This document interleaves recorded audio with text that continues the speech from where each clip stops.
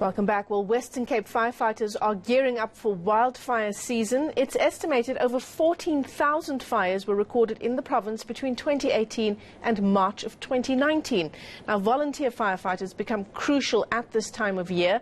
Let's discuss this further now with founder of the Overberg Wildfire Volunteers, Bernardus Groenewald, who joins us from our studios in Cape Town. Thanks very much for your time, Mr. Groenewald. I mean, it's an incredibly dangerous job, made even more incredible by those who volunteer their time and their skills at great personal risk.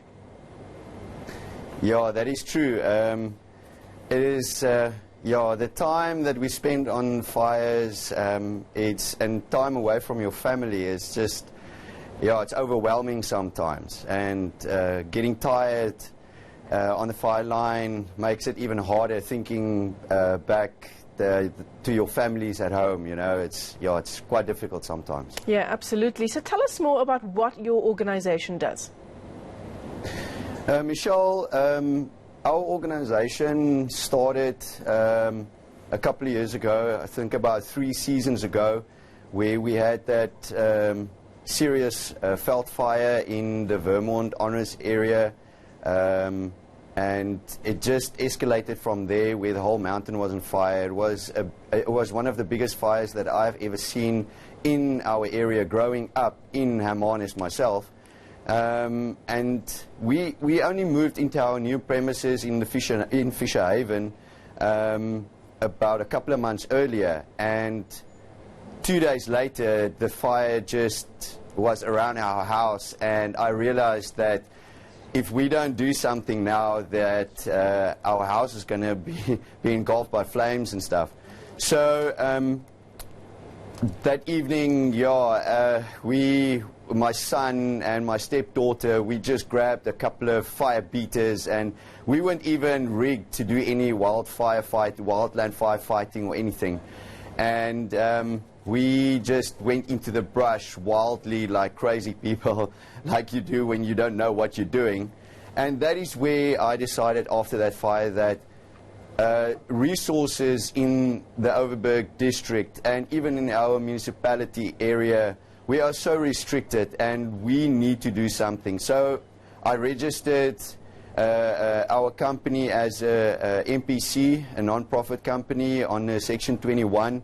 So we are open for funding and everything, and we started very small. We were like 5 people in our little crew, not even a crew or a stick or whatever the guys are calling it these days, and the terminologies are still fresh to us because we are so young, but we have the passion to do what needs to be done.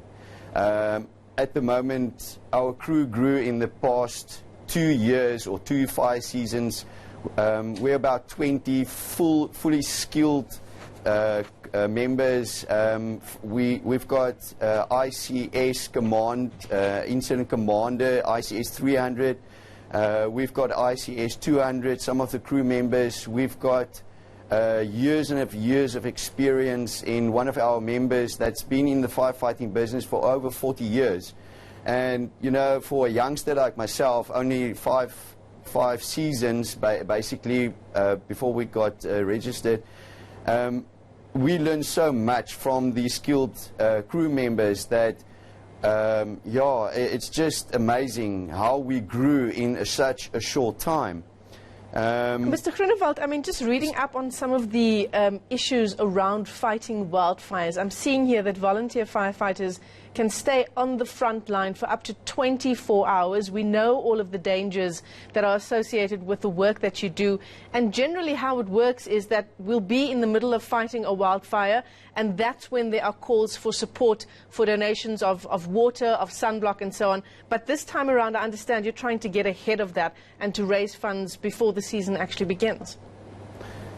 That's correct, Michelle.